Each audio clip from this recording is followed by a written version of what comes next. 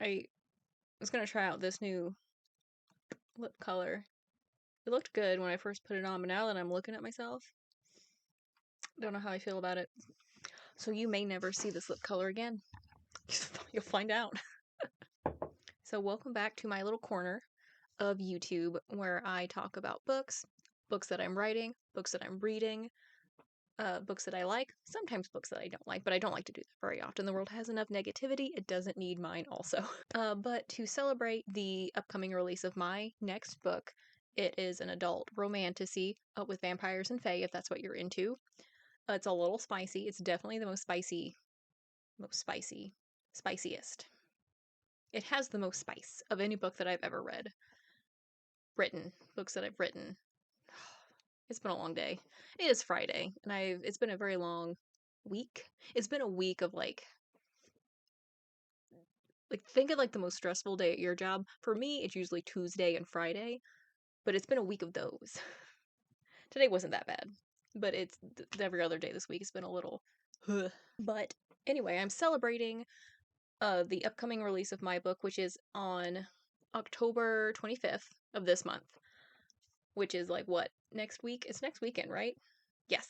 So that's like the calendar is behind my camera. I could just look at it. Yes, it is next week. So I have a week left before this book is officially out. It is up for pre-order right now. If you are interested, if you are, you could have gotten an ARC had you been part of my newsletter squad. So if that's something that you're into, you can definitely sign up to my newsletter for future arcs of books that I do. All that is on my website. All the information for that is on my website. You can sign up to my newsletter. It's not very exciting. Otherwise, my newsletter. It's pretty standard, pretty vanilla. Eh.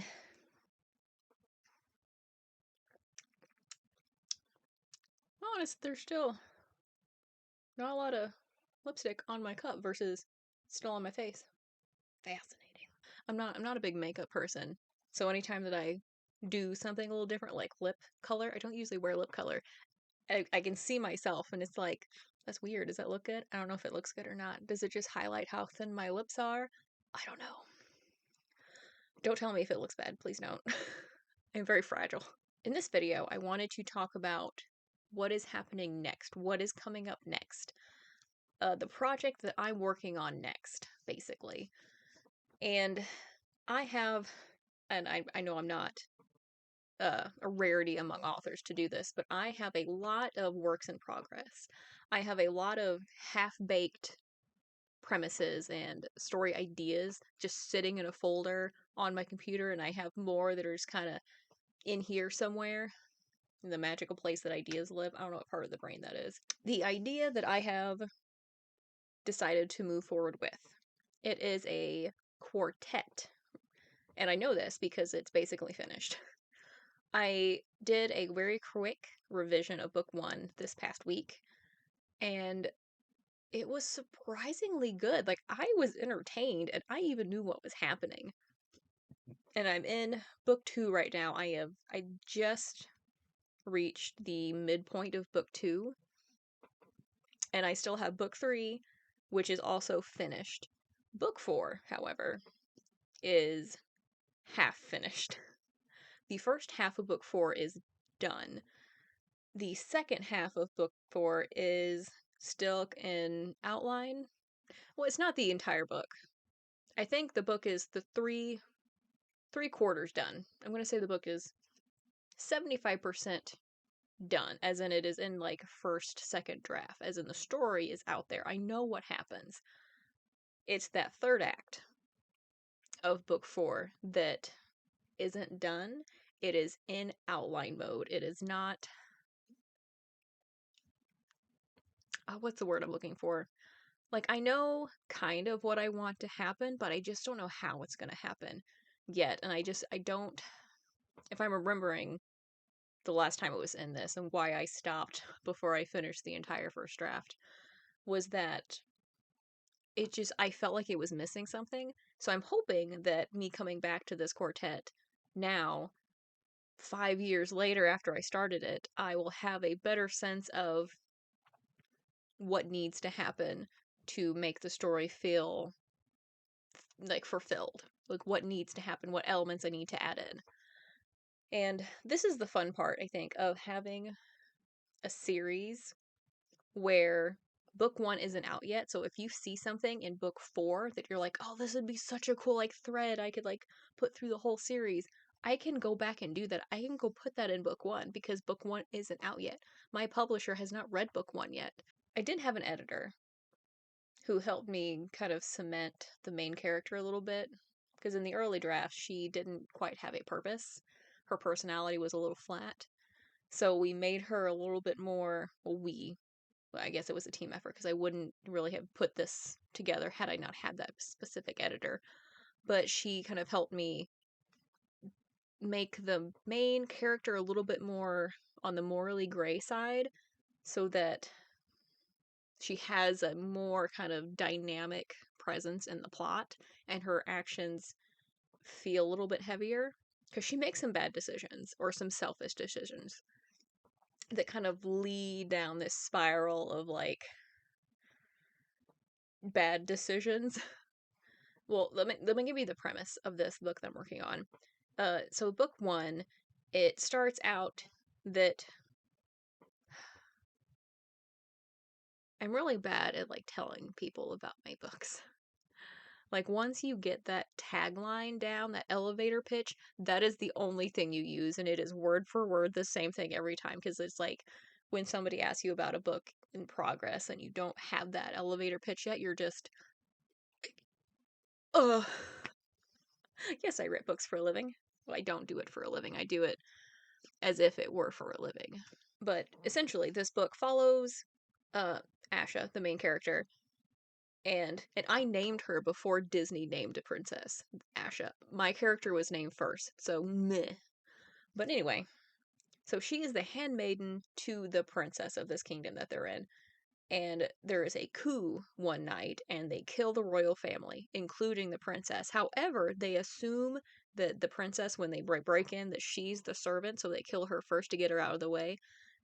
And then, like, the loyalists come in and, like, save Asha, the main character, thinking that she is the princess, because she's also a body double. So when the princess needs to be seen in public, it's actually her. And so she goes back to like this loyalist, like where they're kind of camped out because there's a coup that's happened, a shift of power has happened, and they're like, oh no, everyone's dead except for you. We're gonna use you, and we're gonna take back the throne. And she's just like, what? So she kind of makes this decision to pretend to be the princess and like assume the role and just let them think that she is this person who's more important than she really is. And so then you follow her through this whole the whole series of obstacles that books are, of her learning more and more that she has taken on more than she can handle. She's got to break a curse. She's got to find this stone that glows when it touches royal skin, and then surprise, it doesn't glow when she's touching it, so she's got to hide it. It's exciting. I thoroughly enjoyed the story that I have written, and I did have one of those moments when I was in uh the beginning of book 2 is when I kind of had this moment of, wow, I wrote this. I wrote these words that I am enjoying, and it was such a weird and surreal moment where I really got to like punch my imposter syndrome in the face because I'm like, hey, this is good. This is a good story. I am enjoying it, even though I know what happens. And it's just because I have so many of these moments, and I know other authors do, where we think that we are just terrible writers. We are a fraud. We are a fraud, a collective fraud. We are frauds. And any good thing that we've heard about our writing is a lie. The people who have told us that we're good writers are clearly lying to us, and it's a spiral. And I know other authors will know exactly what I'm talking about when I say that. And I've heard other authors, very successful authors in my opinion, also talk about having those moments where they fear that anything they've ever done is actually just horrible and nobody wants to tell them the truth.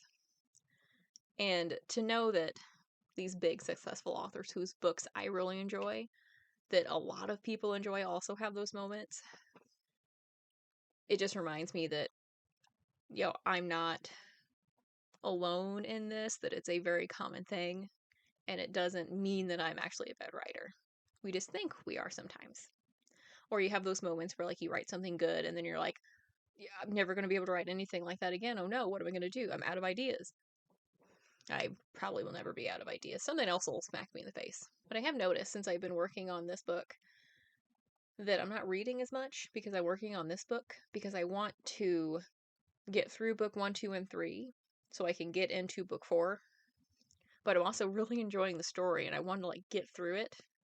But I also need to, do a revision, which I have been, just changing little things and like how things are being presented, getting rid of like little repetitious bits in the narrative itself, working on my dialogue tags, just cleaning it up. And it's cool to see how much my writing has changed since I wrote this book. Because this book, if I'm remembering correctly, I was writing book 1, or I was developing, I guess, the idea for book 1, when I was also writing that high fantasy bounty hunter trilogy that is also not done. I would also like to come back to that one at some point. And I remember drawing the map for that other book without having a story attached to it yet. I was just drawing the map. I had this burst of creativity. I was drawing a map. I was at work at Staples during a shutdown, the pandemic, because we had like no customers, but we were an essential retailer, so we had to stay open. I'm gonna tell you what, the 5 of us that ran that store during that time, we bonded. Mostly because we had nothing else to do. I colored a lot.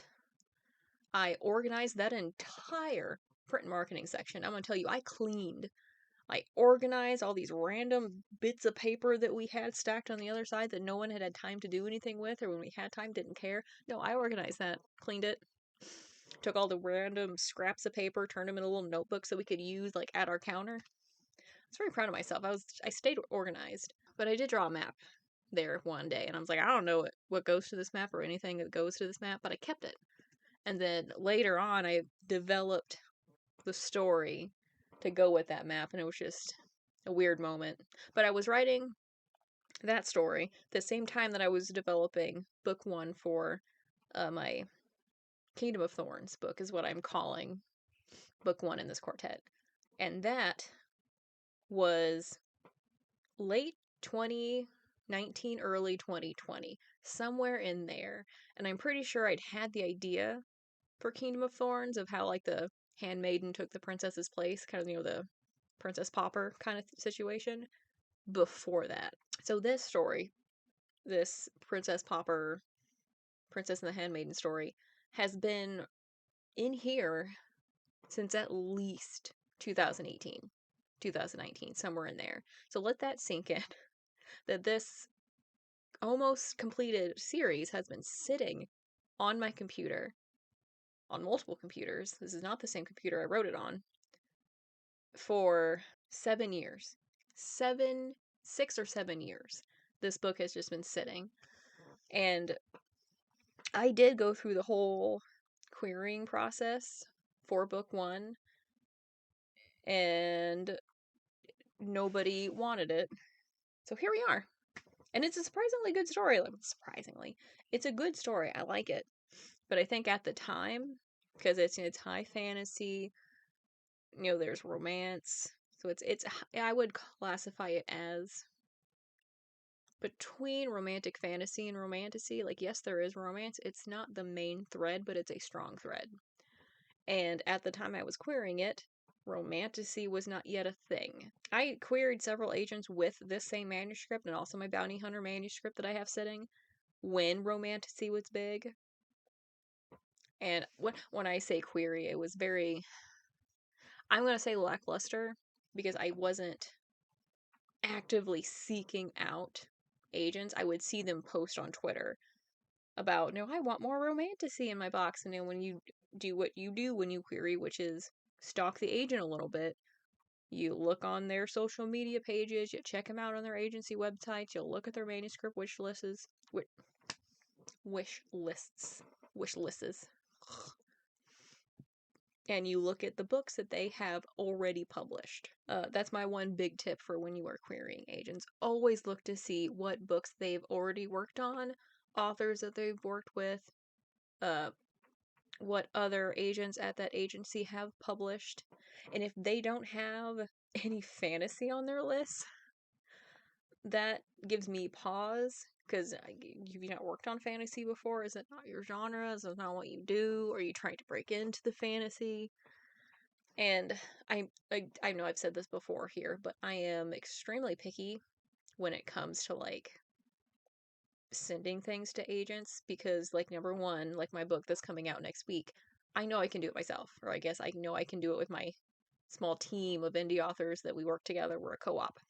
I don't necessarily need traditional publishing or an agent, so I'm very I enter it with that mindset, with, I'm looking for a potential business potential business partner to help me step into a different kind of like career, and potentially help me step into like the next phase of my career. And I haven't found that partner yet. So that's not saying that perfect agent for me isn't out there, but I just haven't found them yet. And this last round of querying it's turned me off of the whole traditional publishing a little bit more, because I've had several agents request of, what is it called? I had 2 partial manuscript requests and 1 full manuscript request on this last go round. And the full manuscript request, I waited like 7 months to hear back to get a form rejection on a full manuscript. Okay, cool, whatever. And then one took another several, like a good 2 or 3 months, I think. And there's one still out there that's taken several months. And it's just, I don't like the waiting. And because, like, for example, right now, vampires are a thing. They're coming back, and the book that's coming out next week is about vampires. By the time I get that to an agent, there's a gnat go away. By the time an agent would look at it and sell it to a publisher, vampires might not be a thing anymore. They might be on their way out.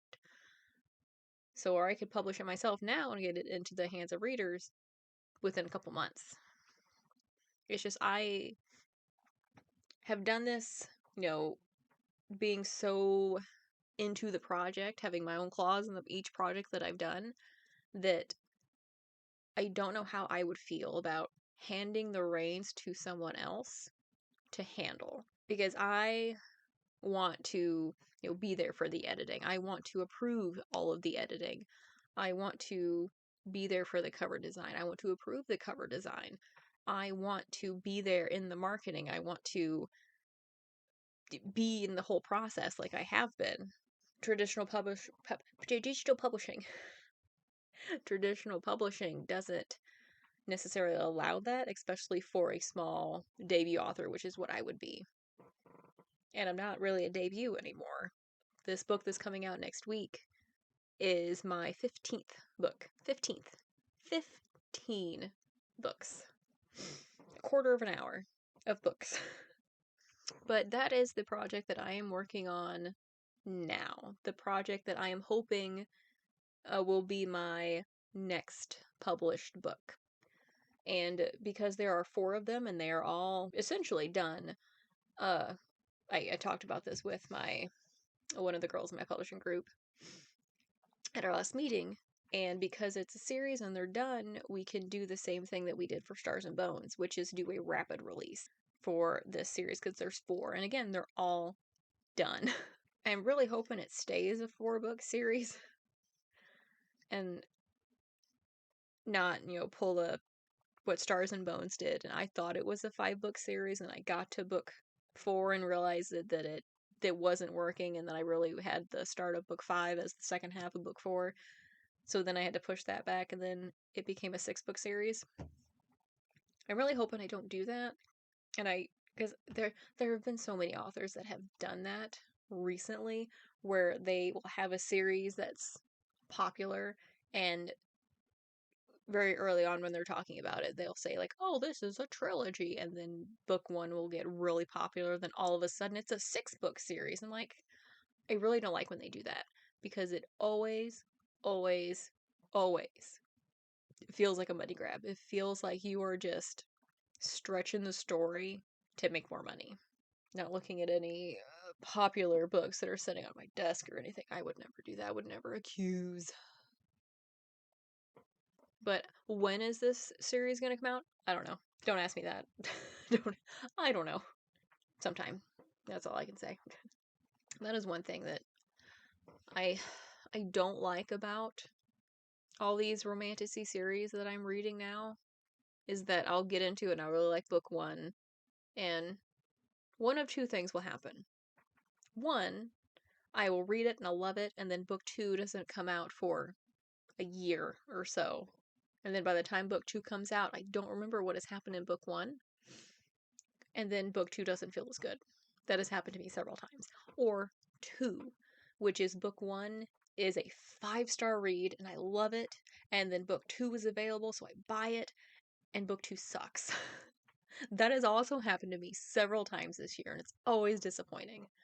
I just, I want I want another series where book two is just as good and book three is just as good. Road of Bones. Book one and book two are both fantastic. There's a novella out that I plan on reading, but I've trying to limit myself on how many books that I buy in a month, and I have already bought my ebook for this month, so I have to read one that I already have. And then book three is coming out sometime. I don't remember. February? One of those. Sometime. Some book is coming out in February. So that was my little writer talk for this episode. I guess they're episodes. Uh, Stay tuned for more. I don't really have anything else planned. We'll find out. I do a lot of like writer videos. I talk about books. So if that is something you're into, you can subscribe to my lovely little tiny channel here. Again, my book comes out next week. Next week we have 7 days. I don't know what I'm going to be doing for the release. If I'll be on here talking about it, reading the first chapter, giving you little snippets about my characters, talking about a potential book two that I've got rolling around in here. And by book two, I don't mean like a direct sequel. It's going to be following a different character. I have notes. I kind of wrote a first chapter unintentionally one day. That's how it happens. You're just sitting there minding your own business, and like bam, idea kind of hits you. Like, you're walking and like a raindrop hits you in the face. It's that same kind of don't see it coming. It just there it is. Like a jump scare. Thank you for joining me. I will see you next time. The next time might be my whatever I do for the release. Check out the Blood Enchantress. That's the name of the book. I should have a link somewhere for this book, or my website, or somewhere. I thought that said start recording instead of stop recording. Now I was going to be very upset.